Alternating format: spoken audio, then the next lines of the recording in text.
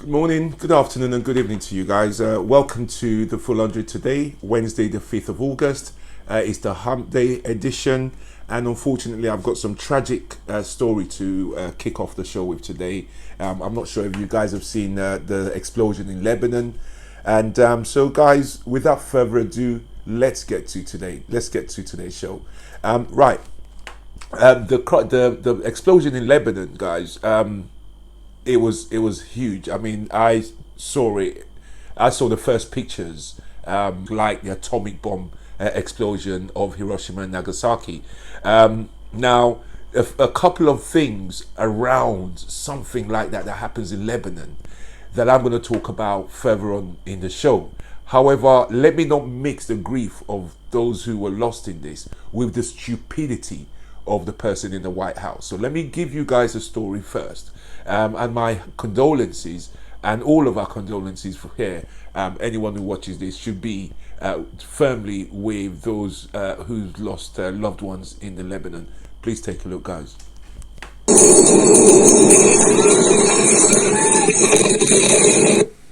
Wow, at least 100 people killed, 4,000 injured in a gigantic explosion right there in central Beirut.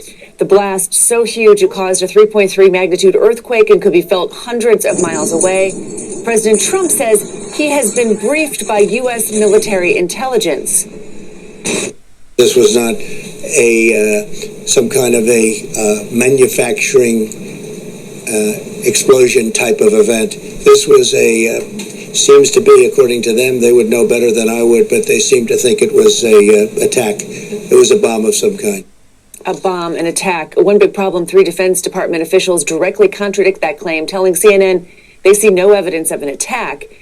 It is a major, major national security issue when the commander-in-chief says an attack is behind a vicious explosion in the Middle East. Let's bring in CNN's Jumana Karaja. And Jumana, what are you hearing from the region? Are there any officials or leaders there who are echoing the president's take that this was an attack and not some sort of an industrial accident?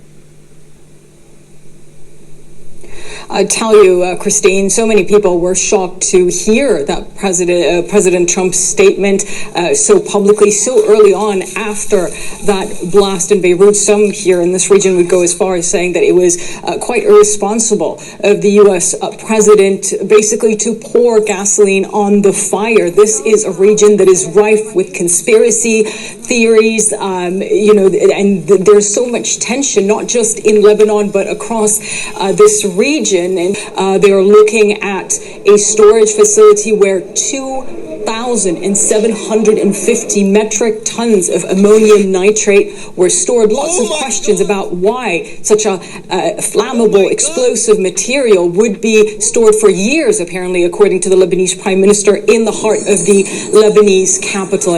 I am so shocked to my core that baboon in the White House decided to give false information, fake news on an event like this. You see how shocked people are. Let me tell you, when this thing first went off yesterday, everyone thought it was a bomb. You know who they thought it was? Israel. Because officially Israel's still at war with the Lebanon. So obviously, if you're at war with someone and such an explosion goes off in your city, you're going to think it's the enemy. So the first suspect was Israel. Now, if Israel was responsible for that, a lot of things kick in. For those of you who don't understand the geopolitical effect of what this guy just said, Hezbollah kicks in. They're going to start sending bombs to Israel. Iran kicks in, and all of their factions kick in, and they're going to start looking to retaliate. Then Israel gets a bomb from Hezbollah. Israel's going to reply to the Palestinians and the Hezbollah territories, and it just starts death after death after death. So what was so shocking is that even after this guy got briefed that it wasn't a normal bomb, it was an industrial explosion, he still goes ahead. He got briefed. The Lebanese have said it's not an explosion. Okay, there was a warehouse Why they would do this, I'll never know. But there was a warehouse with 2,750 metric tons, okay, of ammonium nitrate, which is a key component of a bomb. That's where the explosion came from. So it wasn't Israel. Israel's offering help. The country itself says it wasn't Israel. All intelligence services, who's got satellites and can track everything, are saying no. No one we can see went anywhere near it. Now, after this president is briefed, he still decides to say it was an explosion and it was a bomb. Unbelievable. Now, I don't mind him killing his citizens because it's not affecting me. I'm not getting American catching their corona. But you're about to leave power and you want to tear down the world now? It's reckless. They were warned about this guy was a danger to national security, but no one listened to them. So now I'm going to go to him and what he's doing to kill his people. This guy can still not get around his head that you have a problem in your country. And when it's put to him, he says, well, it is what it is. Really? Do you know who else made a statement like that? The Brazilian president, Bolsonaro, around about May, April, when their numbers started to go up. And the press report, it was marching through the crowds without masks. They said to him, like, but all these people are dying. He goes, well, what can I do? What can I do? Is what it is approach to the pandemic is divorced from reality as the country struggles with any real progress containing the virus. You are more likely as an American to die from COVID than you are in almost any other country. You know, there are more new cases of COVID today in Paris, Texas, than in Paris, France. More new cases of COVID in the smallest state in the country than in the entire country of Spain. Some 1,400 families lost loved ones just yesterday, the third highest total since Memorial Day. The U.S. death count keeps trending upward. Nearly 157,000 Americans are dead. There is a promising trend. Just 5 states have a significant number of new cases reported week over week, but experts warn the backlog in testing may mean that the full extent we're seeing may not be detected. I mean, it's bad enough he's doing that with grown people, and children are dying in that. Let's tell the truth as it is. But he's putting added pressure on schools. So basically what this guy is doing is this. I'm not going to change what I'm doing. However, I want everything back to normal before the election. So at least I've got everything back to normal by election time. I don't care who dies. I don't care what happens. Just open the schools. So now he's putting pressure on them so their kids can start dying in droves. And we see statistics on kids going up. And then he can say, oh, well, and then start telling lies. Dr. Fauci said they can open up when he didn't. Tell another lie, oh, well, that state governor opened. I didn't tell him to open. And then start deflecting again when kids start dying. Loved ones day after day. The president saying it is what it is. That has outraged many family members, including David Hart, whose husband, Dr. Joseph Costa, died of COVID after treating patients in Baltimore. Can you imagine if my husband Joe walked into a room of COVID patients and said, oh, it is what it is, and just shoved their beds into the corner and walked out? I mean, I still can't process that. It is what it is. It is unbelievable. I mean, I want to say to the president, get off your ass, drive 20 blocks, and spend 15 minutes in an ICU with a COVID patient who's dying. The country are now facing hard choices and a ticking clock. They're trying to balance the safety of children and older teachers at the same time that many parents are working at home or out of work.